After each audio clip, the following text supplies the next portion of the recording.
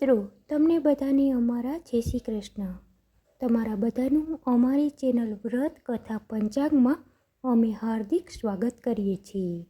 આજ આપણે આ વિડીયોમાં શ્રીમદ ભગવદ્ ગીતા સાંભળીશું, જેમાં સૌપ્રથમ આપણે શ્રીમદ ભગવદ્ ગીતાનું મહાત્મ્ય સાંભળશું.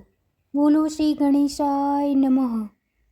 પૃથ્વી માતાએ વિષ્ણુ ભગવાનને પૂછ્યું, હે ભગવાન, હે પરમેશ્વર, પ્રારબ્ધ કર્મને ભોગવી રહેલા આ મનુષ્યોમાં એકનિષ્ઠવાળો ભક્તિભાવ કેવી રીતે ઉત્પન્ન થઈ શકે છે? ત્યારે વિષ્ણુ ભગવાન બોલ્યા, પ્રારબ્ધ કર્મને ભોગવતો છતાં જે મનુષ્ય ગીતાના અભ્યાસમાં રત રહે છે તે કર્મફલોમાં આસક્તિ વગરનો થઈ કર્મથી લેપાતો નથી અને તે જ ખરેખરો સુખી છે. મનુષ્ય જો ગીતાના જ્ઞાનનું ધ્યાન કરતો રહે તો કમળપત્રને જેમ જળ અડકતું નથી, તેમ ગમે તેવા મોટા પાપો પણ તેને સ્પર્શ કરી શકતા નથી. જ્યાં ગીતાનું પુસ્તક હોય છે અને ગીતાના પાઠની પ્રવૃત્તિ થાય છે, ત્યાં જ પ્રયાગાદી સર્વ તીર્થો રહેલા સમજવા. જ્યાં ગીતા પ્રવર્તે છે ત્યાં જ બધા દેવો, ઋષિઓ, યોગીઓ, નાગદેવતાઓ, નારદ, ઉદ્ધવ, ગોપો, ગોપીઓ છે. એ સહાયતા શીઘ્ર મળે છે. હે પૃથ્વી, જ્યાં ગીતાનું અધ્યયન ચાલે છે, જ્યાં ગીતા શીખવાડાય છે, જ્યાં ગીતાના વિચારો થાય છે, ત્યાં હું નિસંદેહ હંમેશા રહેલો છું. ગીતાના આશ્રયે હું રહું છું. સર્વ જ્ઞાનોમાં ગીતા જ્ઞાન જ મારે રહેવાનું ઉત્તમ ઘર છે.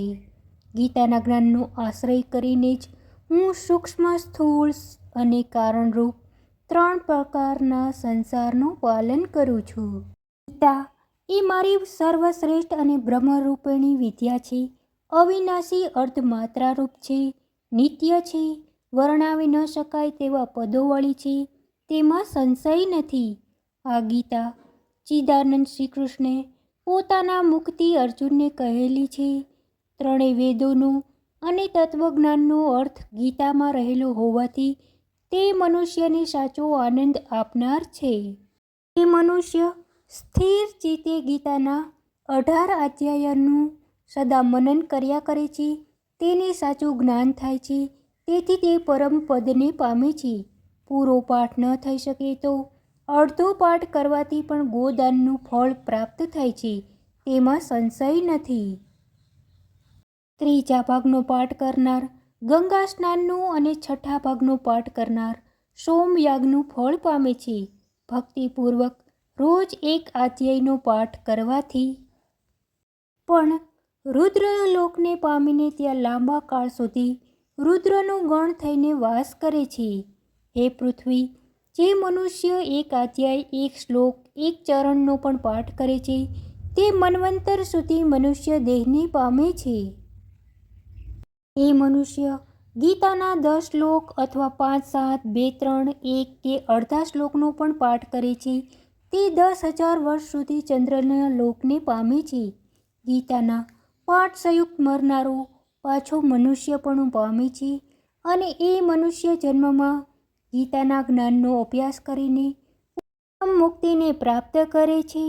મરતા મરતા ગીતા આટલું બોલે તો પણ તેની સદગતિ પામે છે. મહાપાપી પણ જો ગીતાનું જ્ઞાન સાંભળવામાં આસક્ત થાય તો વૈકુંઠને પામીને વિષ્ણુની સાથે આનંદ અનુભવે છે. રોજ અનેક કર્મો કરીને પણ જો ગીતાના અર્થનું ચિંતન કરે તો જીવનથી મુક્ત થયેલો જાણવો અને મર્યા પછી તે પરમ પદને પામે છે. ગીતાના આશ્રયથી જનક વગેરે ઘણા રાજાઓ પૃથ્વીમાં નિષ્પાપ થઈને વખણાય છે અને છેવટે પરમ પદને પામ્યા છે. ગીતાનો પાઠ કર્યા પછી મહાત્માનો પાઠ ન કરે તો તેને ગીતાનો પાઠ શ્રમરૂપ લાગે છે. માટે આ મહાત્મા સાથે જ તેનો વારંવાર પાઠ કરે છે અને તે તેના પૂર્વ કહેલા ફળને પામી દુર્લભ ગતિને પામે છે. સૂત કહે, આ મેં ગીતાનું સનાતન મહાત્મા કહ્યું. ગીતાનો પાઠ કરનાર જે મનુષ્ય પાઠના અંતે તેનો પાઠ કરે છે તે મહાત્મામાં કહેલા ફળને પામે છે. શ્રીમદ ભાગવત મહાત્મ્ય સંપૂર્ણ